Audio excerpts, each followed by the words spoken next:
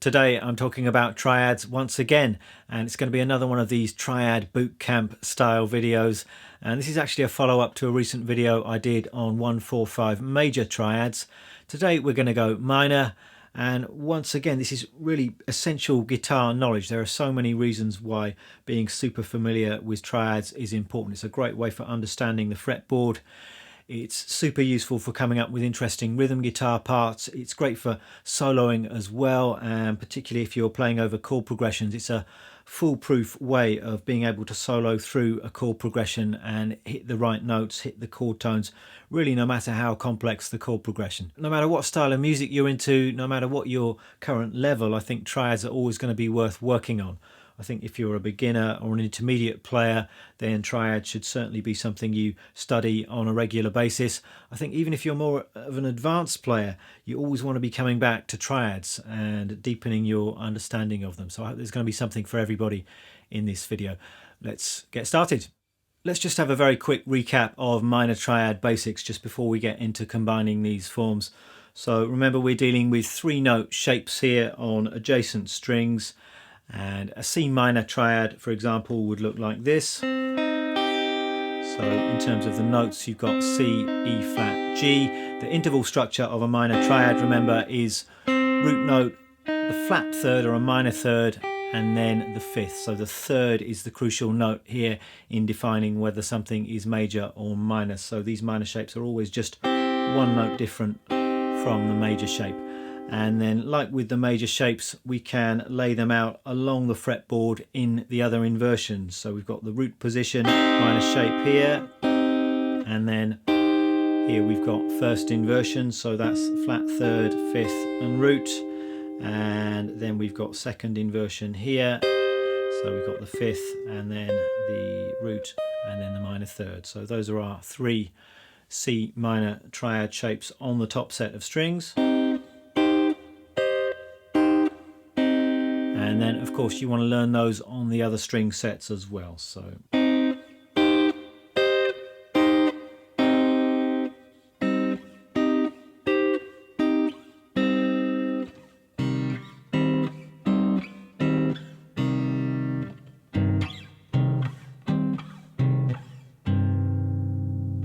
So you really want to be super familiar with all of that information, not just in the key of C minor, but in all the other keys as well. And then we can start applying these triads to musical situations and combining these different forms. And that's where triads really start to come into their own. So with all of that out of the way, this is where things get interesting, and we're going to be combining all of these shapes and outlining the 1-4-5 chords in a single area of the neck. And this time we're going to do it in a minor key. I'm going to do this in the key of G minor to start with. And let's do this on strings 2, 3 and 4. So if we hold down this shape here, we've got G, B flat and D. That's our root position, G minor triad. And like with the major triads, you've always got the option of going 1, 4, 5, like that.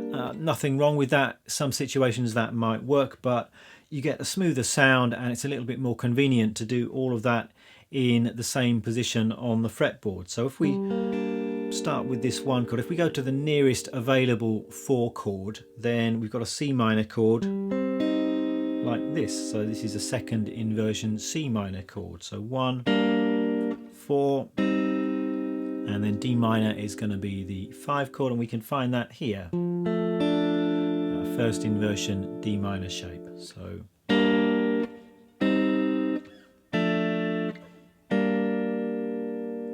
and as with the major shapes, it's important to be aware of the notes in each of these chords, and in particular where the root notes are. Those are an important reference point. So obviously there's our root note for the 1 chord. For the 4 chord, the root note C is in the middle, and then for the 5 chord, the root note is the highest note in that voicing. And again, as with the major shapes, be aware of the movement between the other voices in these shapes as well. So for example, you've got the 5th of the 1 chord just moving very smoothly up a semitone to become the 3rd of the 4 chord. In this move here, the 5 going back to the 1, you've got the top note staying the same. That's the root of the 5 chord and the 5th of the 1 chord. And we've got this note here just moving by 1 fret. That's the 5th of the 5, the minor 3rd of the 1. And this note here moving by 2 frets. It's the minor 3rd of the 5 chord and the root of the 1 chord. So all of that stuff is interesting and worth being aware of, but if this stuff is quite new to you, then the root note is the important one.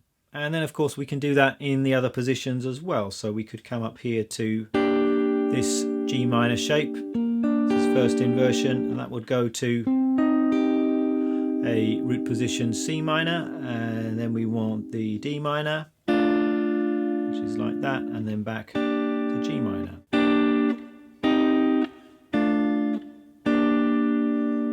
We can do that one more time up here. So G minor, C minor, D minor, and back to G minor.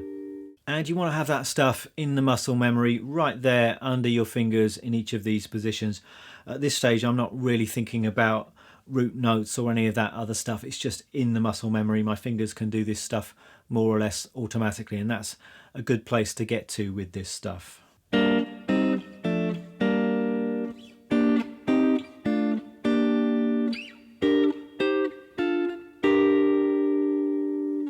And already there's quite a lot of information here, and it might well take you quite some time to become deeply familiar with this stuff, and that's totally okay. Just make it a regular part of your practice routine. Just gradually chip away at this stuff, and you'll gradually get more and more familiar with these kind of materials.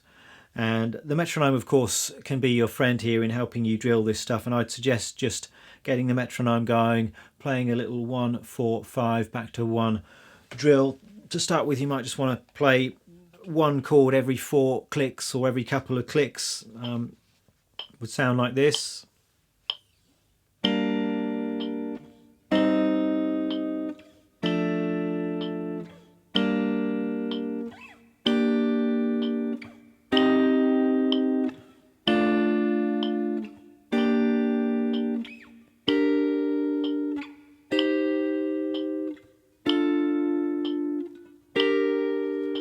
And then to make things a bit tougher, you could play every click. And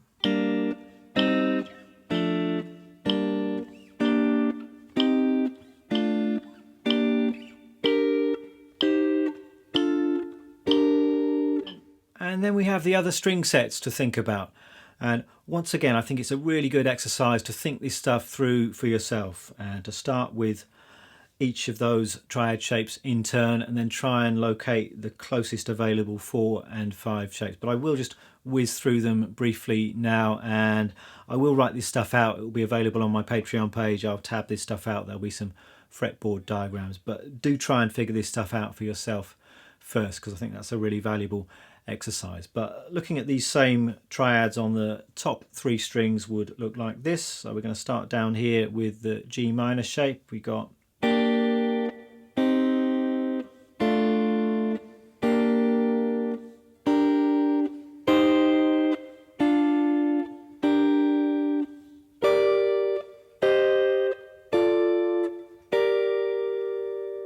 and over onto strings 3, 4 and 5.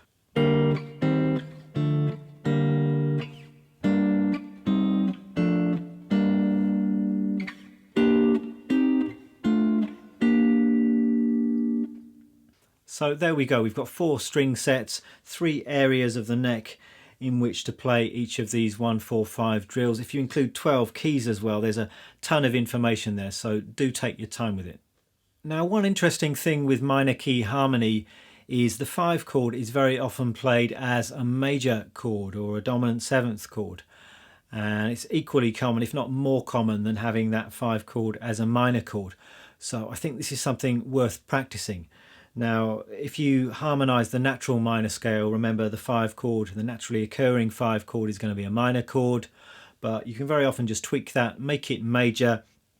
In theoretical terms, you can see that chord as coming from the harmonic or melodic minor scale. You don't need to worry about that too much, but the oral effect of that is to give the chord a greater sense of pull back to the one chord and then a satisfying resolution when you finally get back to the one chord. So what I'd suggest is going through all of this stuff once again, but replacing the minor 5 chord with a major 5 chord. So that would look like this. If we start here, we're going to use the same shapes on strings 2, 3, 4. So this time we would have a G minor, C minor, and then we'll have a D major, back to G minor. And then you can do the same thing here.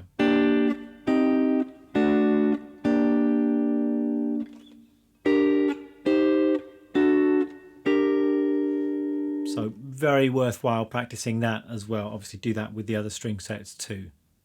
Let's try and make some actual music with this stuff then, shall we? That is, after all, the point.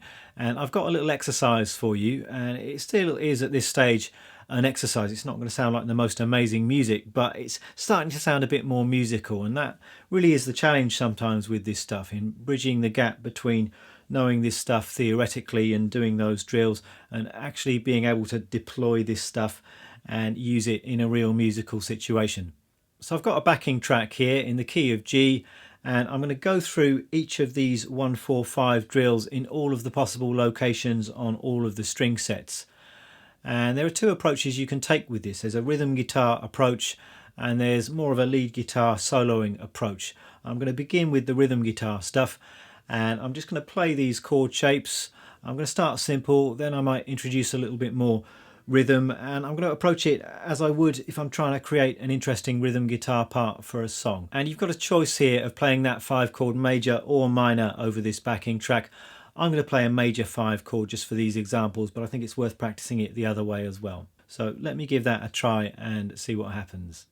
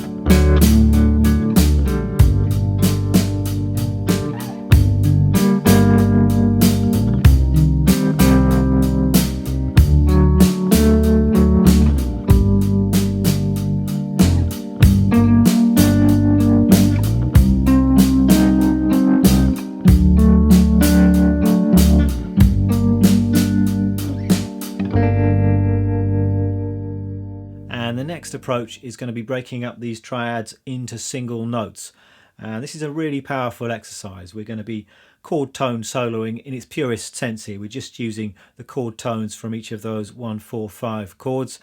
And I'm going to try and make it musical. So I'm going to introduce a bit of rhythm. I'm going to try and connect smoothly between these triad shapes. And it may not sound like the most amazing solo at this stage, but I hope it will still sound musical. And it's a starting point. It's something you can then develop. I think in a real musical situation where I'm taking a solo, I might not solo in this pure triad kind of sense. I might introduce some other stuff. So I might introduce some other notes. I did a video where I was adding in the second to the common triad shapes. That might be something I would do. I might combine some more scale kind of stuff. I would certainly introduce some guitar-y techniques like bending and sliding and all of that malarkey. But for this example, I'm just going to kind of keep things simple just so you can hear what it sounds like, just to stick with those triad shapes. And that's what I suggest you do to start with as an exercise. Once you're comfortable with that, you can of course branch out and play in a bit more of a free way.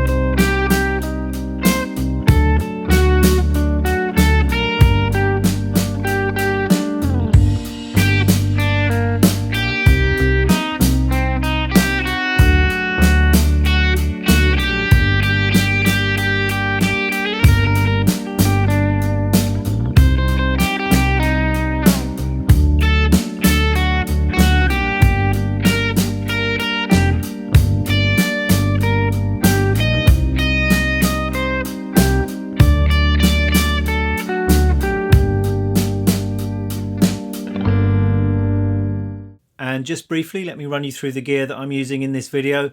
Guitar is my Telecaster, which is a 52 reissue. And once again in this video, like the first triad video in this series, I'm using the Kemper Profiler. And I'm actually getting along quite well with this thing. And particularly in these kind of videos, this is not a video where I need to have the most mind-blowing tone. It's not really about that. But having said that, the Kemper Profiler does sound really good, and it's super convenient and easy to record with. So that's what I'm using today. And I can't remember exactly what profile I was using actually. I think it was some kind of Fender Profile, a Deluxe or a Champ, and all of the effects are coming from the Kemper too. So I was using some tremolo, some reverb as well, and yeah, it sounds excellent. That's about it for this video. I hope you found it interesting. I have done quite a few other triad based videos, so I'll try and put a list or a playlist together of those, and you can check those out if you're interested in exploring this subject in some more detail. And as usual, I'm going to be putting some supporting materials up on my Patreon page, so there'll be some tabs, maybe some fretboard diagrams and the backing track as well. So check that out if you're interested. Thanks for watching. I'll see you next time.